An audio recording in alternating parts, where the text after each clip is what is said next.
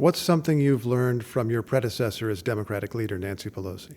Well, Nancy Pelosi has consistently emphasized for all of us that our diversity is our strength and our unity is our power. And I think the desire and the need to lean into both things. We're a very diverse caucus, but to start the year, we were incredibly unified. Unified not behind any one particular individual, though I never expected that I would hear my name, I think approximately 3,179 times. People were voting for you again and again for Speaker. Because people were voting. Not that anyone was counting the exact number, but there you Not were. that I was counting either, but I have been told that number. That's not an indication of strength for any one particular individual, myself included, but it is a show of strength for us as House Democrats, that we are going to be committed with a unity of purpose to put people over politics, to fight for lower costs, for better paying jobs, for safer communities, defend democracy, fight for reproductive freedom, always put the public interest first, and work toward ensuring economic opportunity in every single zip code. Do you think you have an opportunity if the Republican caucus proves to be less united than what you just described the Democrats as being? Our orientation, our focus, our goal, our objective should be to deliver for everyday Americans. And so Speaker McCarthy and I have had some very positive forward-looking conversations about trying to figure out where we can find common ground. We know we are going to strongly disagree in certain areas. That means that we should lean in even harder to try to figure out where the areas of common ground might be in order to deliver. I want to clarify this. A year or two back, you said McCarthy is not a serious person because he had sold himself effectively to Donald Trump. Are you saying you're now in a room with him and having productive conversations? Kevin McCarthy was elected as the Speaker of the United States House of Representatives. I think he has the confidence of the overwhelming majority of his caucus, his conference, as evidenced by the fact that eventually he got there in terms of being the Speaker. And so I think it's our role and responsibility to make sure that we can find common ground where possible, but also simultaneously and consistently push back against extremism whenever it rears its ugly head. And House Democrats are going to continue to do that. It is commonly said of the House minority that because of the rules of the House that you have no real power. Is that correct? You have no real power? Yeah, I don't believe that is going to be the case in this current 118th Congress, in part because we're unified, we're focused, we're together. And the other side of the aisle, as we saw during the first few weeks of the year, has a wide variety of views, and the extreme MAGA Republican element of the House Republican Conference clearly is trying to take that conference in a very, very hard right direction.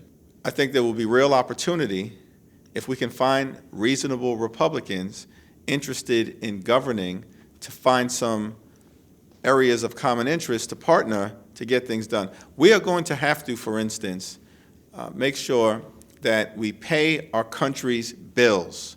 That is what the debt ceiling discussion is all about. We've incurred these bills. We need to pay them.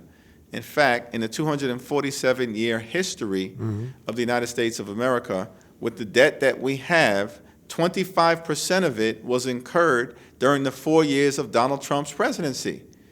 And so, one, we're not going to be lectured about fiscal responsibility. Two, we want to make clear to the American people that the debt ceiling discussion is all about paying bills that have already been incurred.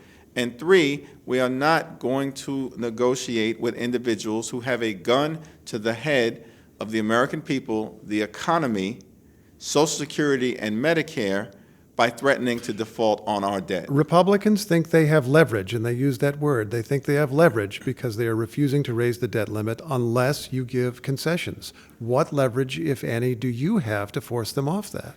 Understand that when Republicans say they have leverage, what they are threatening to do is catastrophic.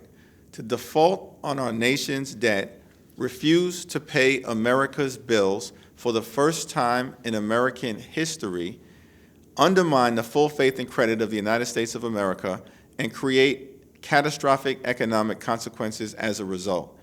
Hurt Social Security recipients, hurt Medicare recipients, undermine the ability for us to pay hard-earned veteran benefits, send the economy into a deep recession, if not worse, which will undermine the health, the safety, and the economic well-being of the American people. But what's your leverage to push them off that? Our leverage is the debt ceiling has consistently been raised for the last 100 years. America has never defaulted on our debt, and we should not and will not default today. That is the mainstream position. That's the position that Senate Republican leader Mitch McConnell holds. It's President Biden's position. It's the position of House Democrats. It's the position of Senate Democrats. And we are not going to let the extreme MAGA Republicans win out in the House of Representatives. In 2011, the last time there was a big crisis over the debt ceiling, President Obama did ultimately accept a compromise.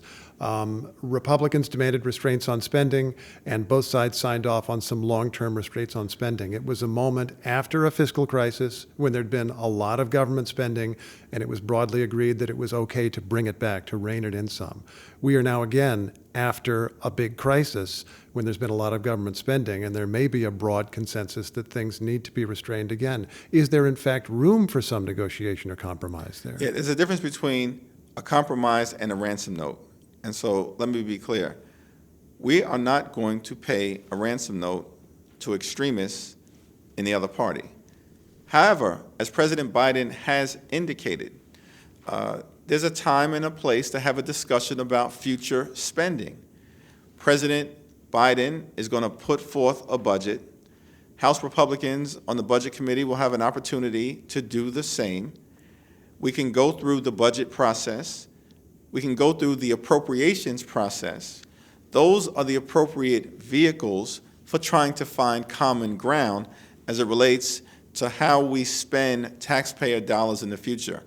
President Biden, Leader Schumer, myself, Democrats across the House and the Senate have indicated an intention and a willingness to have those discussions at the appropriate time. But are you we saying are not you going are to pay a ransom note. Never? A ransom note? Are you saying never? You're saying about drive the car off the cliff. We are not going to grab the wheel. We're not going to let the car go off the cliff, even though there are people who are willing to do it to try to blow up Social Security and Medicare. No, we cannot pay that ransom note. And we will find a vehicle legislatively.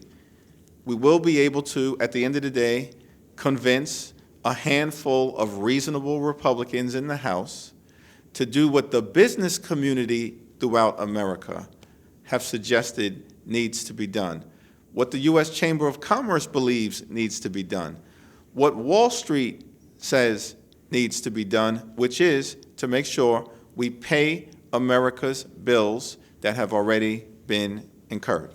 Mr. Jeffries, it's a pleasure talking with you. Thank you so much. Thank you so much.